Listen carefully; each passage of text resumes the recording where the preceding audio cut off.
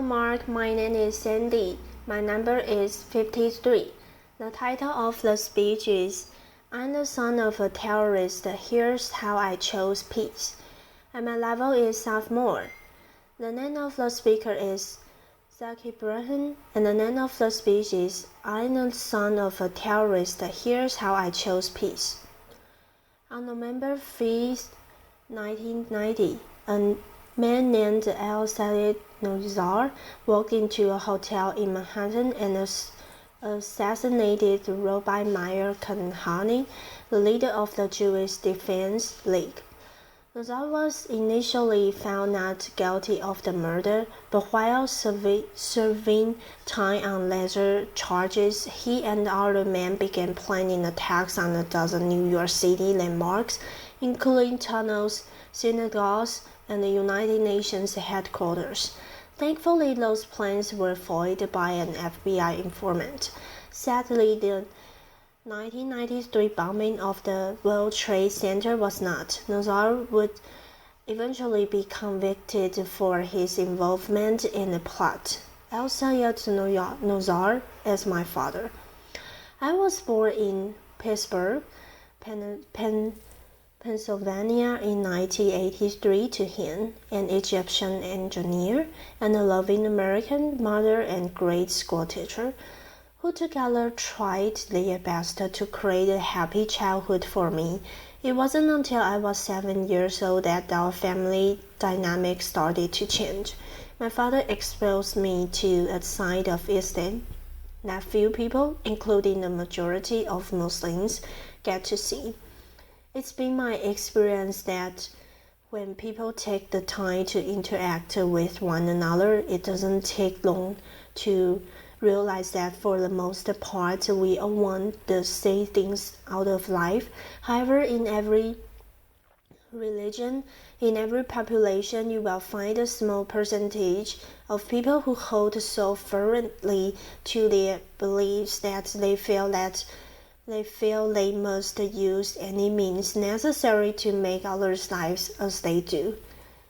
A few months prior to his arrest, he sat me down and explained that for the past few weekends, he and some friends had been going to a shooting range on Long Island for target practice. He told me I'd be going with him the next morning. We arrived at Covington shooting range, which unbeknownst to our group, was being watched by the FBI. When it was my turn to shoot, my father helped me hold a rifle to my shoulder and explained how to aim at the target about 30 yards off. That day, the last bullet I shot hit the small orange light that sat on top of the target, and to everyone's surprise, especially mine, the entire target burst into flames. My uncle turned to the other men and in Arabic said, Ibu Nabu, like father, like son. They all seemed to get a really big laugh out of that comment, but it wasn't until a few years later that I fully understood what they thought was so funny. They thought that they saw in me the same destruction of my father was capable of. Those men would eventually be convicted of placing a van filled with 1,500 pounds of explosives into the sub-level parking lot of the World Trade Center's North Tower, causing an explosion that killed 6 people and injured over $1,000. These were the men I looked up to. These were the men I called Amu, which means uncle.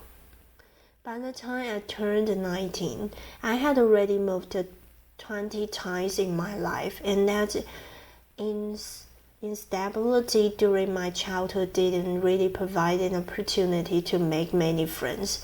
Each time I would begin to feel comfortable around someone, it was time to pack up and move to the next town. Being a perpetual new face in class, I was frequently a target of bullets. I kept my identity a secret from my classmates to avoid being targeted. But as it turned out, being a quiet, chubby new kid in class was more than enough ammunition.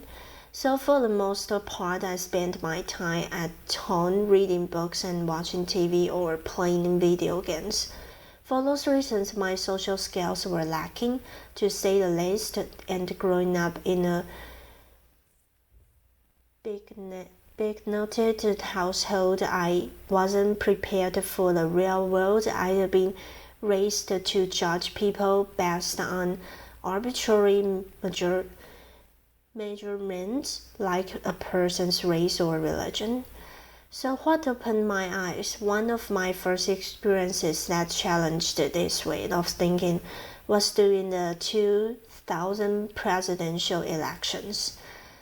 Through the college prep program, I was able to take part in the National Youth Convention in Philadelphia. My particular group's focus was on youth violence, and having been the victim of bullying for most of my life, this was a subject in which I felt particularly passionate. The members of our group came from many different walks of life. One day toward the end of the convention, I found out that one of the kids I had befriended was Jewish. Now, it had taken several days for this detail to come to light, and I realized that there was no natural animosity between the two of us. I had never had a Jewish friend before, and frankly, I felt a sense of pride in having been able to overcome a barrier that for most of my life I had been led to believe was insurmountable. Another major turning point came when I found a summer job at Busch Gardens amusement park. There I was exposed to people from all sorts of faiths and cultures, and that experience proved to be fundamental to the development of my character. Most of my life I'd been told that homosexuality was a sin, and by extension that all gay people were a negative influence.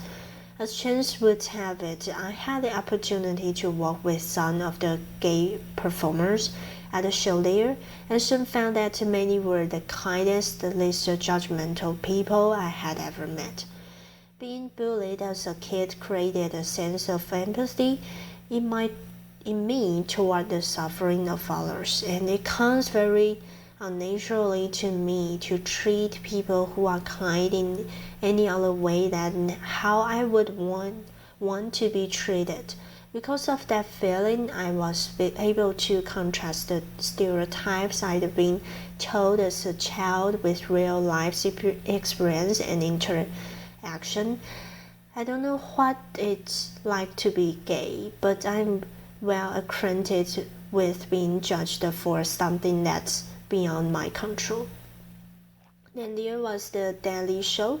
On a nightly basis, Jon Stewart forced me to be intellectually honest with myself about my own bigotry, and helped me to realize that a person's race, religion, or sexual orientation had nothing to do with the quality of one's character. He was in many ways a father figure to me when I was in desperate need of one. Inspiration can often come from an unexpected place, and the fact that the Jewish comedian had done more to positively influence my worldview than my own extremist father is not lost on me. One day I had a conversation with my mother about how my worldview was starting to change, and she said something to me that I will hold dear to my heart for as long as I live. She looked at me with the weary eyes of someone who had experienced enough dogmatism to last a lifetime and said, "I'm tired of hating people." In that instant, I realized how much negative energy it takes to hold that hatred inside of you. Ebrahim is not my real name. I changed it when my family decided to end our connection with my father and start a new life. So why would I out myself and potentially put myself in danger? Well, that's simple. I do it in the hopes that perhaps someone someday who is compelled to use violence may hear my story and realize that there is a better way. That although I had been subjected to this violent, intolerant ideology, that I did not become fantasized. Instead, I choose to use my experience to fight back against the terrorism, against the bigotry.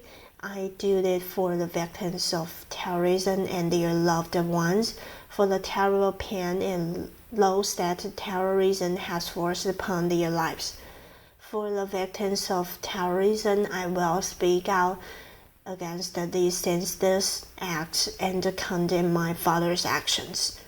And with that simple fact, I stand here as proof that violence is an inherent in one's religion or race, and the son does not have to follow the ways of his father. I'm not my father. Thank you. Applause. Thank you, everybody. Applause. Thank you all. Applause. Thanks a lot. Applause.